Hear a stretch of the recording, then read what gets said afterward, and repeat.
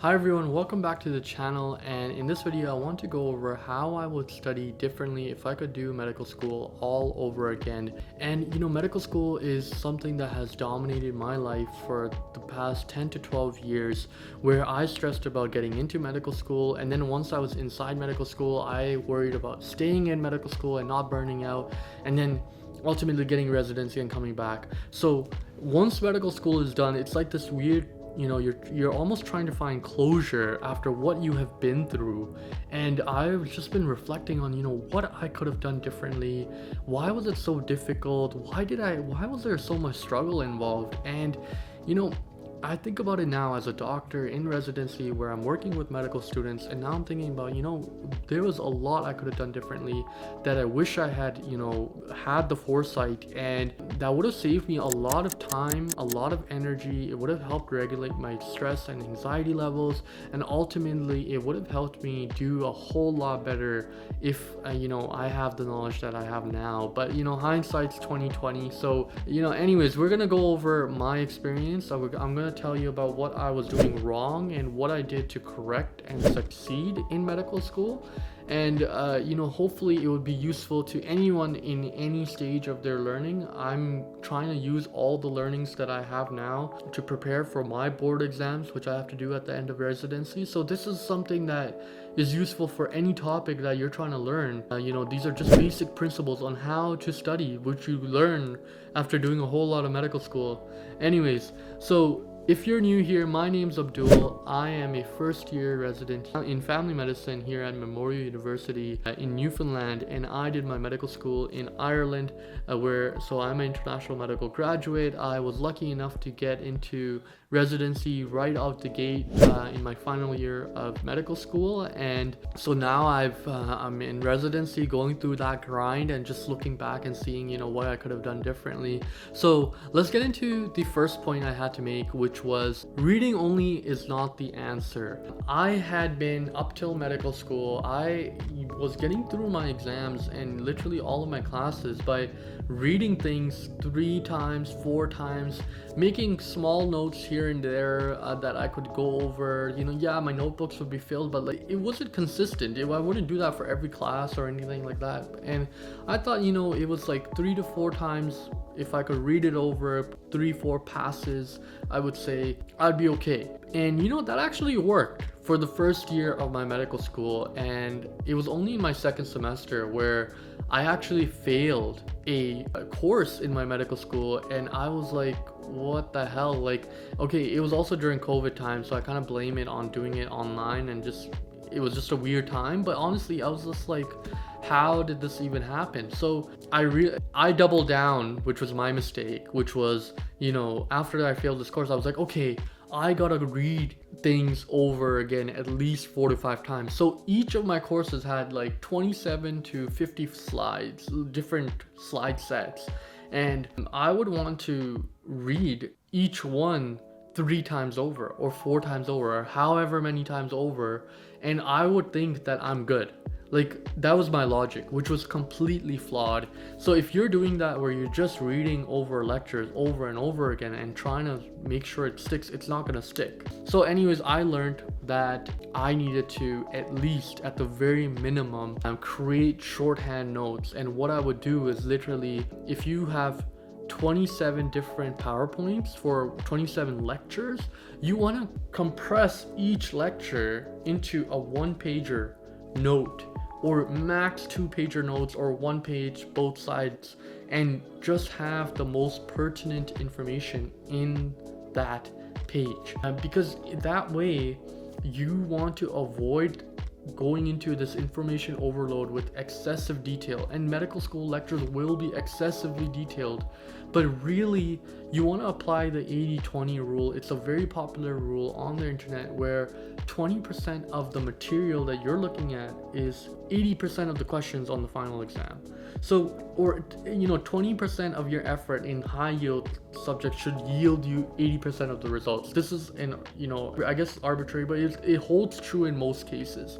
I remember explicitly this one night, I had back-to-back final exams, and I was just crying to my mom at like 1 a.m. I didn't know what to do. So I was still pulling all-nighters in medical school, which I don't recommend, but I was just like, man, I don't know what to do. I don't know if I should like fake a sickness and not go to this exam, or extenuating circumstances. What should I do? But my mom was just like, look at the 5 or 6 biggest topics of that course, make a short note on it, and just study those.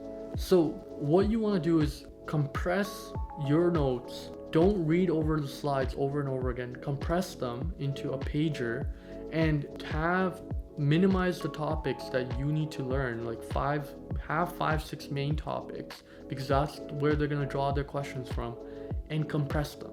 And this should make it more manageable. If you have 27 lectures, make 27 notes of 1 page. You can do front side, back side, and then that way it'll be very condensed and only relevant information. You can't possibly learn everything, and that's kind of like my first pitfall would be just reading notes and not doing anything, and then not compressing them. And then the second mistake I was making along the same line was I never started Anki earlier. So no active learning is not gonna help you. You need active learning.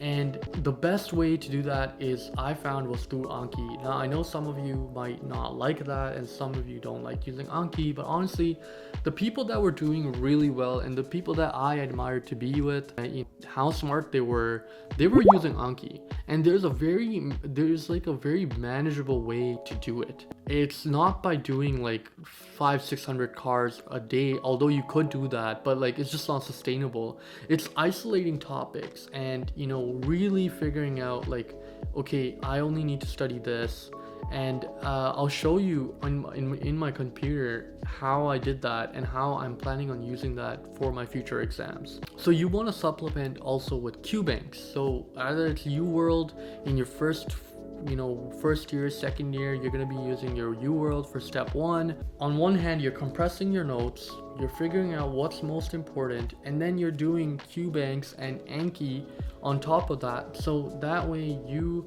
have a condensed version that you can do spaced repetition on. You can read it over and over again, and then you have questions that directly relate to the topics you're learning, right?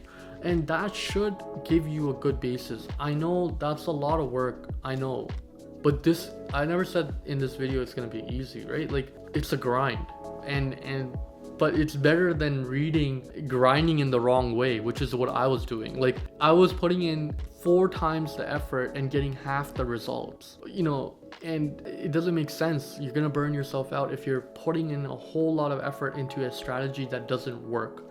But what really does work is spaced repetition, which is what Anki is, and then active learning with QBanks. That's literally the only thing that will work. Otherwise, you're just gonna forget whatever you're doing. So the other thing you could do is just say things out loud. Like, when I was studying with my friends, it was just like, what are the signs and symptoms of a stroke? And I'd be grasping at like 1 or 2 things, and it's like stroke is like the most, like, it's ACLS, like any medical student should know that, right? Like, but I couldn't verbalize the answer. What's the difference between the two? What's the difference between, like, what's the differential for cough? Just say these things out loud, and you'll make it really far. And when you're doing an OSCE, you are saying these things out loud. They're going to be asking you these type of questions, like, what's the differential for syncope?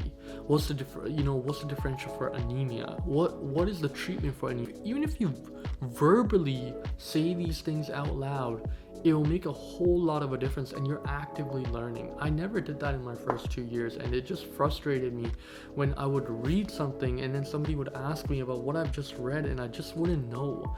But that's what I was missing. And I know it worked for me before medical school, but during medical school, it's a different beast. You have to know your stuff, pretty well to get through it.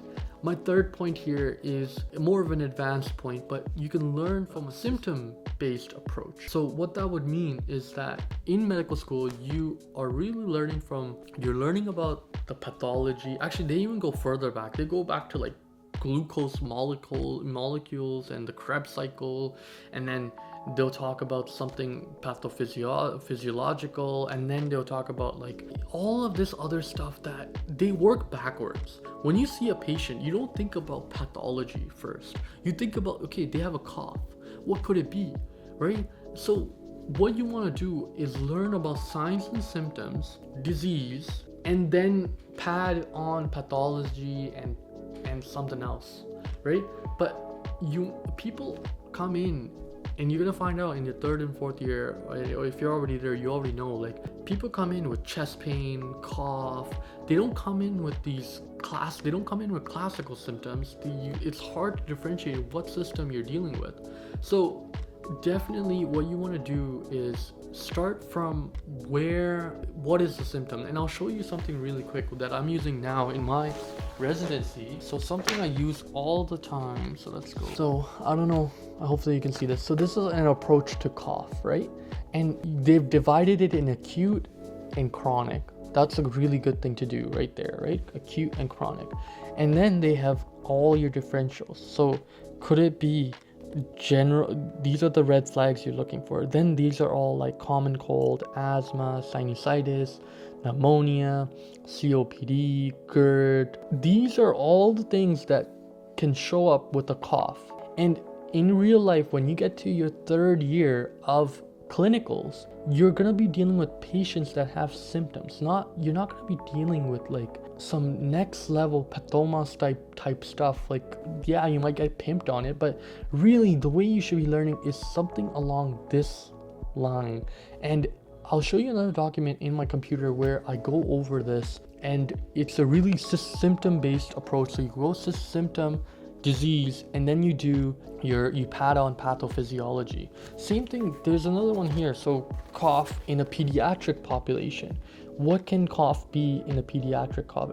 And you could do this for everything else. Like, you could do this for anemia, right? Like anemia, it could be iron deficiency, it could be, a malabsorptive cause. Like, do they have Crohn's? Do they have bleeding? Like, what's going on, right? So what's their B12? But the basis is iron deficiency would be like a sign, right? A symptom would be weakness. And this is advanced. They're not going to teach it to you like this, but hopefully medical schools are changing their approach because they realize that this is a problem. But honestly, like, you want to approach it that way in as early as possible in your first and second year. But even if you don't, like, if you are compressing your notes and then you are doing Q banks, even if you're not doing Q banks, you should be at least doing practice finals, previous year practice finals. That should tell you what topics are important. What topics practice exams, what they tell you is what are the topics that they want you to take away from this course?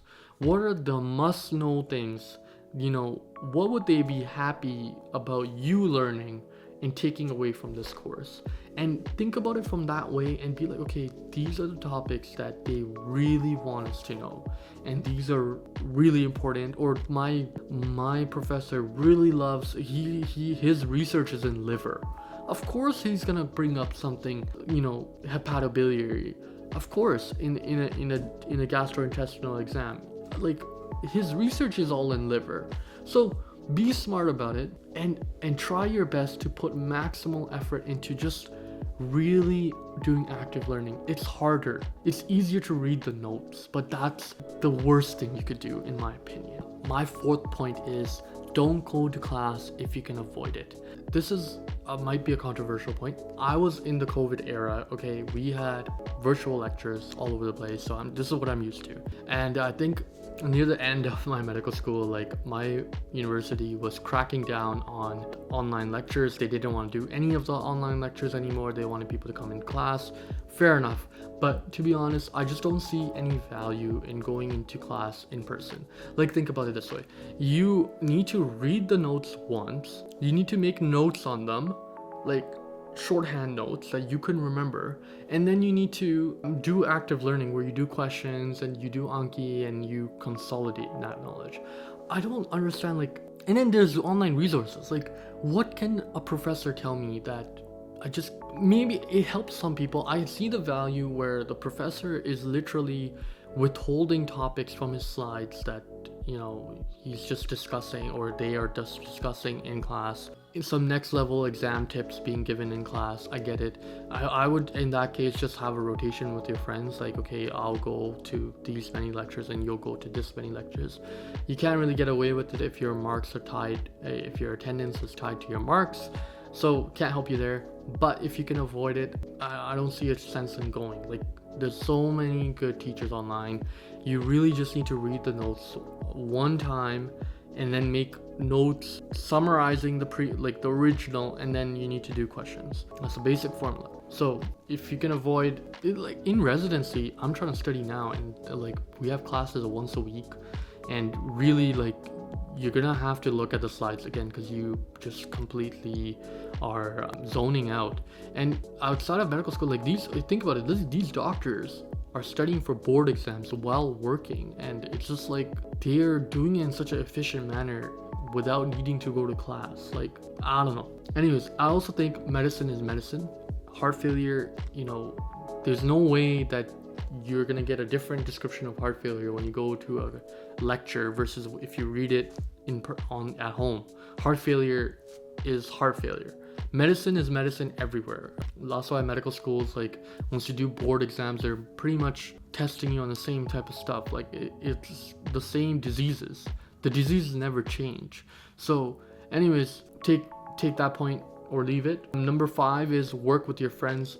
Work with some heavy hitters, man. Shout out to my roommates and all of my friends that I worked with in Ireland, because honestly, they pushed me to do so much better than what I was doing by myself. By yourself, there's just no competition. Like when you're working with friends, like I had a neurologist, if he watches this video, like he would push me to say the right answer. Like he would keep pushing me until I got the right answer. And this dude was just really, really smart. He and Simon as well, like these guys would just know stuff, and I would want to know stuff too. So they pushed me to really, do better in terms of my learning. I remember in our OBGYN block, me and Narojan, we did our like Anki for OBGYN and pediatrics, and that's when I really started Anki. And I wish I had started in my first year, but I started in my 3rd year in my OBGYN and peds block, where I deliberately did Anki every day and I committed to it, and it just changed the way we were working in a rotation. We were answering the most questions. We would be able to list the risk factors for things. We would be able to list the cause. We would have a solid bank of knowledge, and I think that those were the best marks I've gotten ever in medical school during my peds and OBGYN rotation, better than I did in gen surg or general medicine. And honestly, working with friends, having good roommates, testing each other is amazing. Don't do more than 2 to 3 people. Like, don't have a huge group, but having a core group of heavy hitters, like those guys that they want to kill it, like they're gonna make it somewhere, and you want to be along with them when they make it. So I know this is not an Anki walkthrough tutorial, nothing like that. I just want to drive home some points that I've made in this video. The first one being like the progression of change in my learning, and how I started too late. Look at this. So this is my first year in medical school, and the heat map where it shows you how many Anki cards I've done, and then a little bit more in my 2nd year, and this is my 3rd year. So obviously you can see that there's a huge difference here in terms of like how many Anki cards I'm doing, and this is all my pediatric and OBGYN rotations that I killed it in, and right up to here. And I think this is like where I stopped after I got residency basically. But just goes to show that I really went from doing no Anki cards to eventually realizing that I need to do some kind of active learning, and this is the way I did it. The way I did it was, so I would just go into here, and let's say you're studying for step 2, and let's say OME has really good videos. You can find, there's a link to free ones, which I can probably just put down below. But so I'm going to medicine here, and then cardiology. Let's say I'm on the cardiology rotation. There's 419 cards here. My objective for that rotation would just be to go through all of these cards, and it doesn't, please do not make these crazy. I know you could make them like, you could do 600 to 800 per day, but really you only need to do like, you really only need to do about 100, 200 max per day, and that'll get you some, you know, they'll get you pretty far. Like obstetrics, 1,000 cards here. What topics are you worse in gynecology? Do you need more obstetrical help? Like, you know, surgery, are we talking general, are we talking trauma? So using these tags through the Anking deck, you can really isolate what you're trying to learn. Sketchy IM is really good. So rheumatology, let's say, you know, joint disorders. What are we looking at here? Systemic stuff, SLE. There's 43 used dedicated cards that are dedicated to disease you're trying to learn. Gastroenterology. Are you looking at esophageal stuff? Or, you know, like what are we looking at? What do you need to know about peptic ulcer? And then you can make your own cards. Making your own cards is really easy. I won't go ahead and get into it here, but you can take the slides that you're already learning and make cards that suit you and use them if you don't want to use a pre-made deck, right? But there's a lot of ways to practice active learning, and you know, it's harder than passive learning for sure, but it's what you need to do, right? What else to show you? And then another thing I wanted to show you as well was, so I was sent this to someone. I don't know who this person is. I was sent this by another medical student, and I really like the way this person, abdulrsyed, whoever this person was, God bless you, but they really did a great job, and this really helped me in my final year. So they laid it out in a table like this with presenting, complaint, differential diagnosis, investigations, and treatment. So you have chest pain. What are we in cardiac? We're talking about these 4 things: acute coronary syndrome, stable angina, aortic dissection, pericarditis. In respiratory, we're talking about these 4 things. GI, you could be talking about GERD, peptic ulcer. But these are the things that you need to be thinking about right away. And unfortunately, I don't think your first year and second year classes really do a good job of training you in this way. But in your second year and your clinicals, you're going to be trained in this way, where you're going to be thinking about what are the causes for chest pains, like that symptom.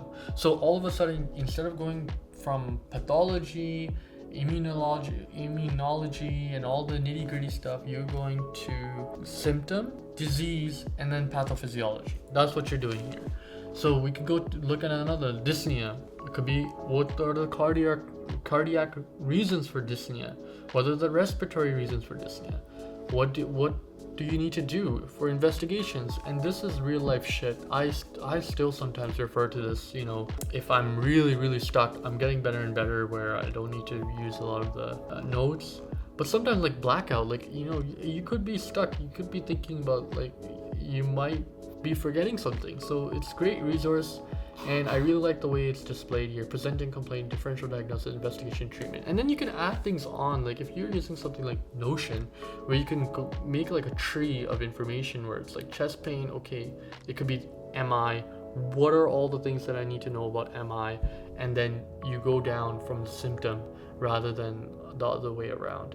But I think medical school are doing hopefully they're doing a better job, because this was a real issue for me. It's still an advanced point that, you know, in your first 2 years, I don't think it'd be helpful if you could start thinking this way, but, you know, as long as you can get through your slides and go down that way, it should really help. That's my last point. If you are studying for the step 1 exam currently, I have another video where I go over all the mistakes I made while studying for that exam. So if you're interested in your first year, you're studying for the step 1 exams, you can probably find my video here, and I'll say good luck to you, and I'll see you guys in the next video.